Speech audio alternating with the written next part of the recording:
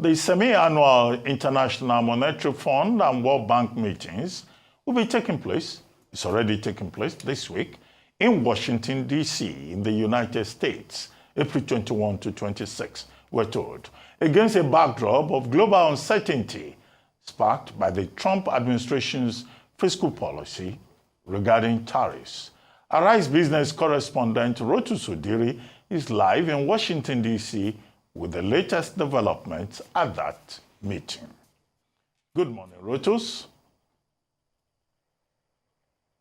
Hello, Rotus. Good morning from Lagos. Dr. Abati. Good morning, Dubai. Good morning, Very good. Very good, good Rotus. to see you all.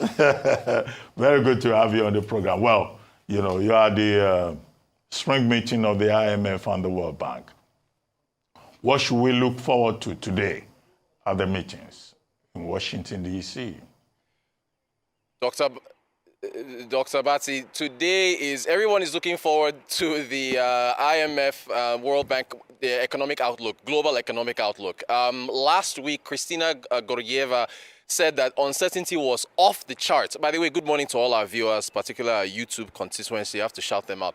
She said the uncertainty was off the charts last week, and that was going to weigh on the outlook reports. But she said she hesitated on saying that using the R word, recession. So basically, they're going to mark down those 3% levels that they had for the global economy, the U.S., based on the tariffs. I mean, that is the obvious issue that is going to be dominating everything. There's also going to be a stability report that's going to be a financial stability report that's going to be released later on. That, of course, is expected to be modified. And there will also be a discussion on the global south and debt. So we're always talking about debt. But the normal discussions around Ukraine, climate change, those are going to be taking a backseat. It's all about trade this week at the IMF World Bank meetings in D.C. And of course, since it's all about trade, we understand Treasury Secretary Scott Bessent will be holding bilateral talks this week as well. So who's he going to be speaking to? Very keen to find out. Well, I hope he speaks to Arise News. We're going to be camped out tracking Scott Very Bessent. important. Everybody wants to talk to him. So, very important. We're going to be tracing him everywhere. But he's supposed to be speaking with Katsunobu Kato, who is the finance minister for Japan, and Chung Mok-sang, who is the finance minister for South Korea.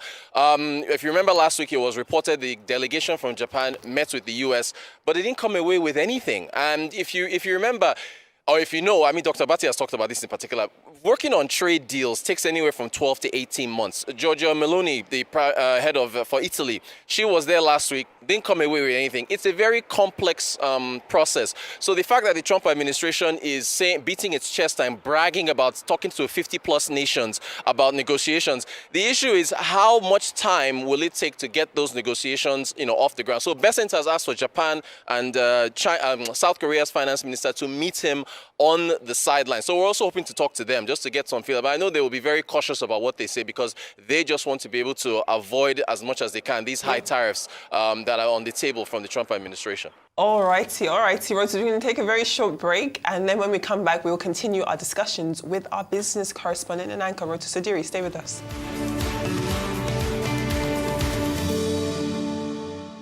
Welcome back to the morning show here on Arise News. We're still joined by Rotus Odiri, our business correspondent and anchor. And now I think we can actually see Rotus. Whoa, there he is. Good morning, Rotus. How are you doing? Welcome.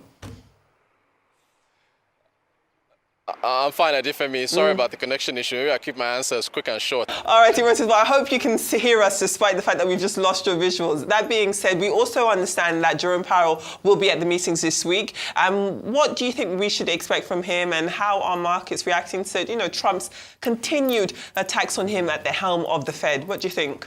Powell will be talking about central bank independence. He'll also be talking about his resistance to cutting rates because he wants to see the impact of the tariffs. He's also going to talk about uncertainty. He talked about this last week, so he's going to repeat those same comments. And the markets, it fell in the U.S. yesterday. Big drops in the S&P 500, the Dow Jones, and the NASDAQ because Trump's attacks on Powell are a threat to central bank independence, which investors don't like.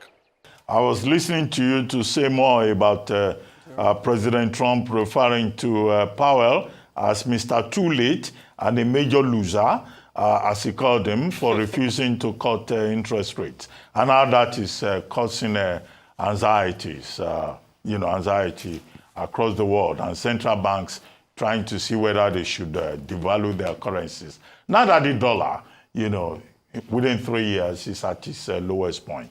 But one lingering question in the air is the continued U.S. support for the World Bank. What do we know now that President Trump has ordered a review, 180-day review, he calls it, of international institutions? Do you think that the U.S., as a major shareholder, is likely to pull out of the IMF and the World Bank? You remember Project 2025, Dr. Abati, called for that. And however, AJ Banga, president of the World Bank, has said that he has had constructive talks with the White House, but he is unsure as to whether or not the U.S. will support a $4 billion pledge that was made by the Biden administration for developing nations. So that is up in the air. AJ Banga is also expected to expand on energy finance this week, and he's going to make a pivot from renewable energy over to gas and more nuclear projects to fall more in line with the Trump administration. So he himself is not sure whether there will be more support for nations, because you know what happened with U.S. aid and the pullout from there. So that is still something that's lingering in the air, Dr. Abati. All right, of course, we've been digesting and analyzing Nigeria's reaction to the Trump tariffs and the fallout therein. So I'm glad we've got a great delegation at the spring meetings. And we're hoping this is a great opportunity for some engagement. What are you expecting from the Nigerian delegation, Rotus? Well, I mean, in addition to the Nigerian delegation, they were even in New York last week. The Central Bank of Nigeria and the NGX were engaging with investors. They had very positive things to say about the reforms in Nigeria. That will continue this week. Even though, Nigeria has been hit with those reciprocal tariffs, that 14% is down to 10%. Oil is exempt from that. Nigeria is going to be pushing for more engagement with investors around its reforms. You see where oil prices are. So it is paramount that Nigeria is able to secure as much investment, particularly foreign direct investment for the nation. So that is going to continue. CBN's here, Ministry of Finance, and a whole lot more from Nigeria. Just quickly, Rotus, there is some chatter about some form of a controversy between some sort of apology that came from the IMF Managing Director, Kristalina Georgieva, to Nigeria. Can you give us some clarity on that? Like, what actually happened? What is true? What's not true? Yeah, I mean, it's in today's This Day newspaper, Nigeria's newspaper of record, that she allegedly apologized to the country for quote-unquote negative comments in its the IMF's Article 4 reports on Nigeria. Now, we haven't verified that. We understand that there should be a statement from the IMF on that later on today. We have not verified that. Georgieva actually did say that, and it was said allegedly that Senator Jimoh Ibrahim apparently said he challenged her in a closed-door meeting. In fact, in today's paper, there's a selfie that they took together. Yeah, we're looking at it right now. If you're reading the paper, you'll see it there. But the thing...